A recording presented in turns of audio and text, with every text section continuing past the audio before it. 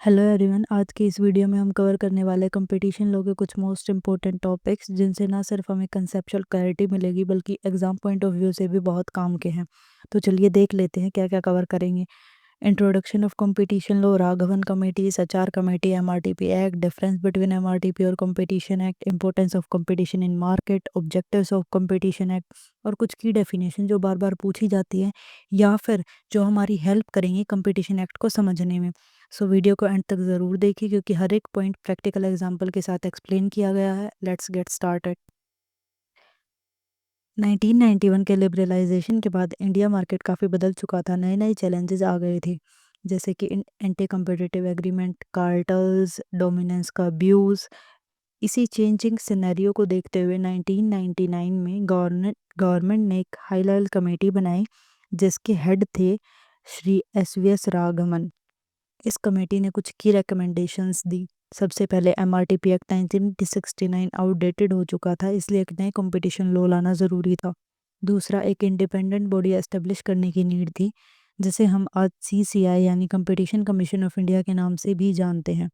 और third, CCI को कुछ पावरफुल टूल्स दिए जाएं जैसे एंटी कम्पिटिटिव एग्रीमेंट्स को रोकना, डोमिनेंट पोजीशन का मिसयूज प्रिवेंट करना, मर्जर एंड एक्विजिशन को रेगुलेट करना। सिर्फ मोनोपोलीज को ब्रेक करना ही गोल नहीं था बल्कि हेल्दी कंपटीशन प्रमोट करना भी इक्वली इम्पोर्टेंट था।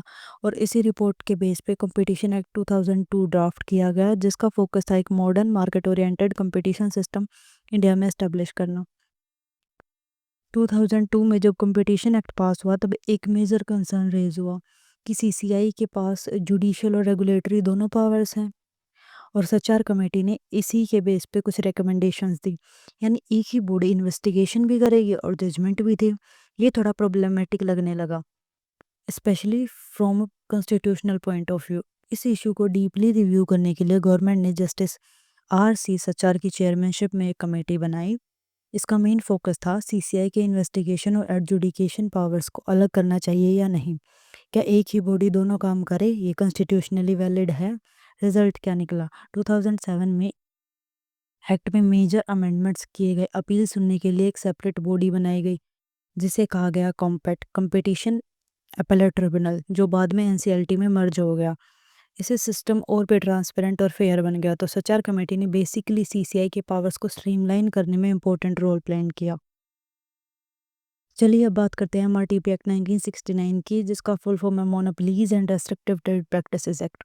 ये लो 1969 में इसलिए लाया गया था ताकि इकोनॉमिक पावर कुछ ही हाथों में सीमित ना रह जाए और मार्केट में मोनोपोली या फेयर ट्रेड प्रैक्टिसेस को कंट्रोल किया जा सके। और उस टाइम इंडिया का इकोनॉमी काफ़ी क्लोज्ड और रेगुलेटेड था और सरकार का मेन गोल था कि कोई भी बड़ा बिजनेस हाउस मार्केट को डोमिनेट ना करे या कंज्यूमर को एक्सप्लॉइट ना करे। तो एमआरटीपी एक्ट के कुछ मेन ऑब्जेक्टिव्स थे: मोनोपोलीज को प्रिवेंट करना, फेयर ट्रेड कंपटीशन को प्रमोट करना, कंज्यूमर को प्रोटेक्ट करना अनफेयर ट्रेड प्रैक्टिसेस से, और मर्जर्स एंड एक्विजिशन को रेगुलेट करना जो मार्केट फेयरनेस को हार्म कर सकते हैं। एक तरह से ये एक्ट कंज्यूमर प्रोटेक्शन और मार्केट बैलेंस दोनों का काम करता था। लेकिन टाइम जैसे जैसे बदलता गया कुछ कमियां आती गई इस एक्ट में। अब बात करते हैं एमआरटीपी एक्ट के कुछ मेजर शॉर्ट कमेंट्स की जिनकी वजह से इवेंचुअली ये लो रिप्लेस करना पड़ा।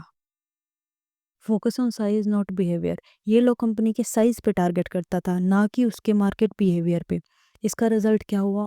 इवन एफिशिएंट और फेयर लार्ज फर्म्स को भी अननेसेसरी रेस्ट्रिक्शन फेस करनी पड़ती थी। इसमें प्रोविज़न था ही नहीं एंटी कम्पिटिटिव प्रैक्टिसेस को लेके, जैसे कार्टल, प्राइस फिक्सिंग या डोमिनेंस अब्यूज जैसे मॉडर्न जो मार्केट इश्यूज को हैंडल करने का प्रॉपर फ्रेमवर्क ही नहीं था। Weak enforcement mechanism, MRTP commission के पास ना स्ट्रॉन्ग पेनल्टी पावर थी ना ही क्विक एक्शन लेने का mechanism. Outdated in global era, 1991 के बाद जब इकोनॉमी लिबरलाइज्ड हुई और इंडिया ग्लोबल मार्केट का पार्ट बना, MRTP act cross border competition जैसे इश्यूज को बिल्कुल भी एड्रेस नहीं कर पाया। इसलिए नए ज़माने के लिए एक नया लॉ ज़रूरी हो गया था। अब समझते हैं एमआरटीपी एक्ट और कंपटीशन के एक्ट के बीच का क्लियर डिफरेंस। सबसे पहले मीनिंग, एमआरटीपी एक्ट था इंडिया का पहला कंपटीशन लॉ जिसमें अनफेयर ट्रेड प्रैक्टिसेस को रेगुलेट किया जाता था। कंपटीशन एक्ट आया कंपटीशन को प्रमोट करने के लिए ताकि बिजनेस फ्रीडम बनी रहे और मार्केट फेयर हो। पेस।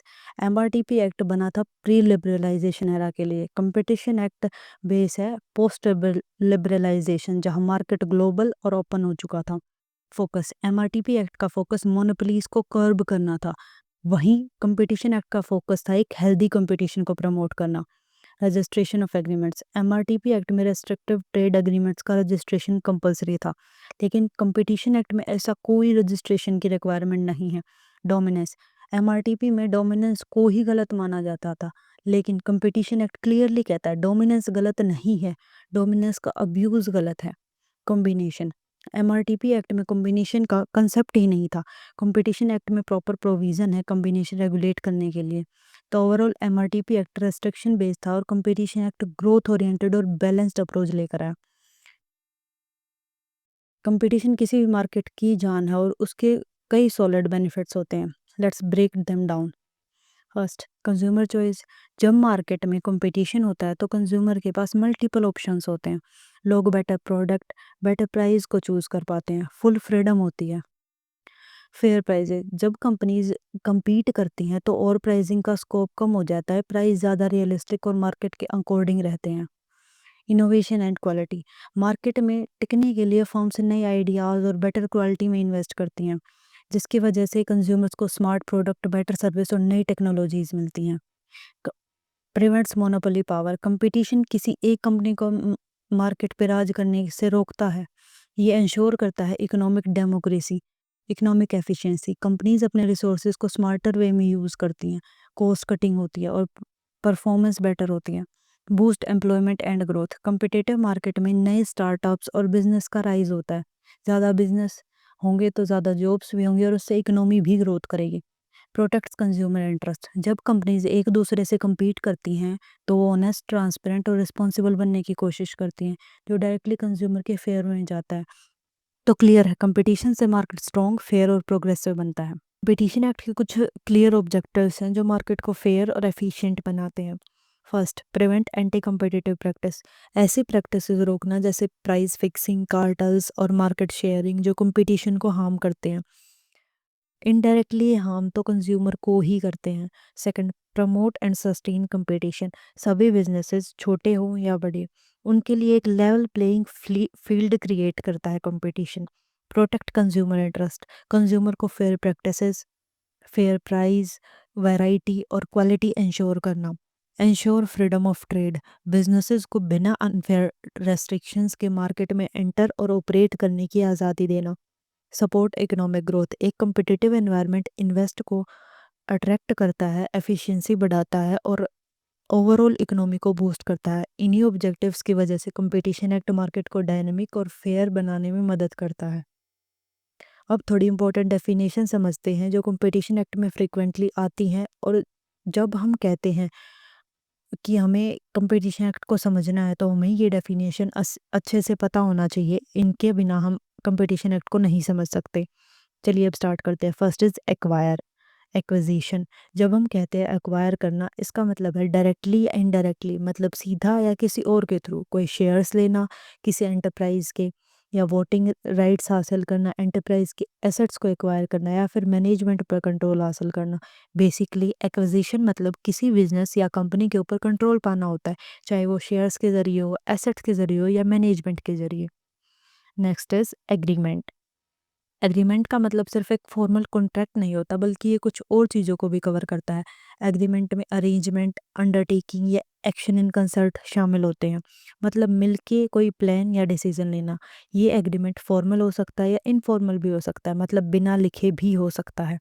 कभी रिटर्न होता है, कभी नोट इन राइटिंग, और हो सकता है कि एनफोर्सेबल बाय लॉ हो या फिर एनफोर्सेबल ना भी हो।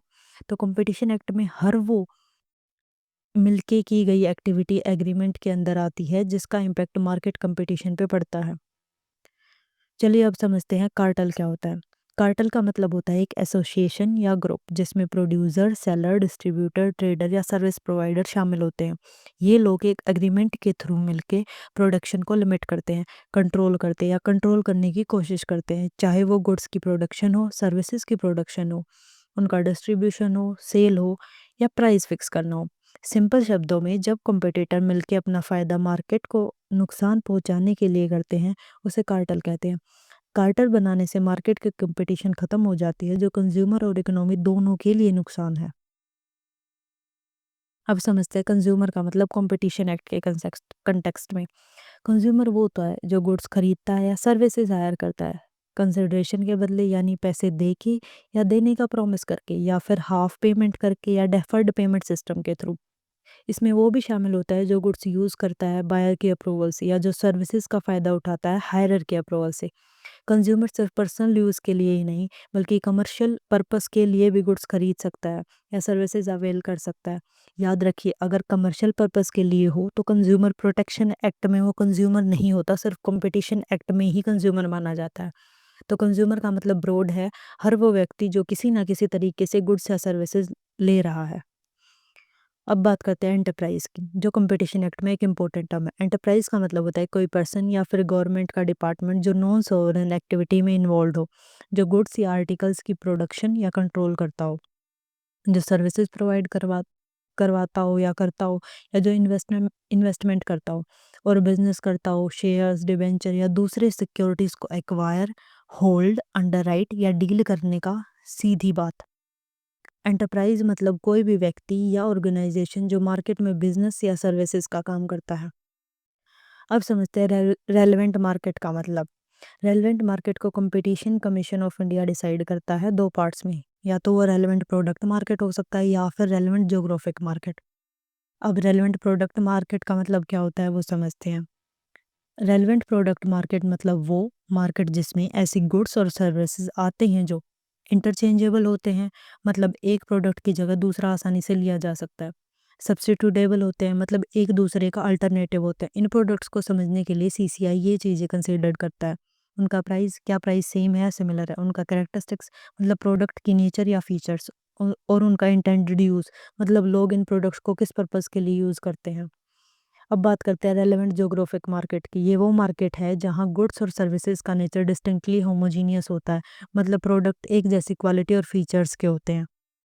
और इस मार्केट को आसपास के एरिया से क्लियरली अलग पहचाने जा सकते हैं, क्योंकि यहाँ की मार्केट कंडीशन, डिमांड और सप्लाई थोड़ी अलग होती है। ये अलग होना इम्पोर्टेंट है ताकि सीसीआई कंपटीशन को सही तरीके से समझ सके। कंपटीशन कमीशन ऑफ इंडिया यानी सीसीआई जब रेलेवेंट प्रोडक्ट मार्केट डिसाइड करता है या फिर रेलेवेंट ज्योग्राफिक मार्केट डिसाइड करता है, कुछ फैक्टर कंसीडर करता है। चलिए अब उन फैक्टर्स को जानते हैं। फर्स्ट इज फिजिकल कैरेक्टरिस्टिक्स या एंड यूज ऑफ गुड, मतलब प्रोडक्ट का स्ट्रक्चर और उसका यूज़ क्या है। प्राइस ऑफ गुड्स और सर्विसेज, क्या उनका दाम सिमिलर है या अलग है। कंज्यूमर प्रेफरेंस, लोग किस प्रोडक्ट को पसंद करते हैं।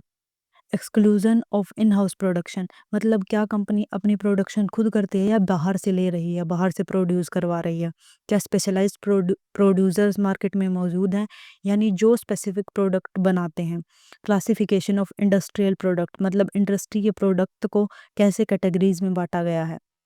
अब देखते हैं रेलेवेंट ज्योग्राफिक मार्केट को कंसीडर करने के factors. First is regulatory trade barriers, मतलब कानूनी रुकावटें जो ट्रेड को रोक सकती हैं। लोकल स्पेसिफिकेशन रिक्वायरमेंट, हर जगह के अपने स्टैंडर्ड और स्पेसिफिकेशंस होते हैं जो कि हेल्प करते हैं उसकी जो ज्योग्राफिक मार्केट को डिसाइड करने में। Third is national procurement policies, देश की खरीदारी के जो रूल्स होते हैं। एडिक्वेट डिस्ट्रीब्यूशन फैसिलिटी, अच्छी सप्लाई और डिस्ट्रीब्यूशन सिस्टम का होना ज़रूरी है। ट्रांसपोर्ट कॉस्ट, सामान को एक जगह से दूसरी जगह ले जाने के लिए कितना खर्चा आ रहा है। लैंग्वेज, भाषा भी एक इम्पोर्टेंट फैक्टर होती है। कंज्यूमर प्रेफरेंस, लोकल लोग किस साइज़ को प्रेफर करते हैं।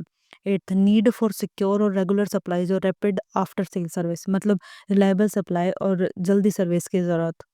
ये सब फैक्टर डिसाइड करवाते हैं कि इसका रेलेवेंट ज्योग्राफिक मार्केट या प्रोडक्ट मार्केट कितना है। ये सब थे कुछ इम्पोर्टेंट फैक्टर्स। इसी सीरीज़ को हम आगे और वीडियोस में कंटिन्यू करने वाले हैं, तो देखने के लिए लाइक, शेयर, सब्सक्राइब करें। थैंक यू दोस्तों, मेरे साथ लो सीखने के लिए। याद रखो, नॉलेज शेयर करने से ही पावर मल्टीप्लाई होती है। अगर आपको ये कंटेंट पसंद आए तो जर्नी को सपोर्ट करो, लाइक करो, शेयर करो और सब्सक्राइब करना मत भूलना, तब ताकि आपको मिलते रहें ऐसे ही क्लियर और सिंपल लो के वीडियोस।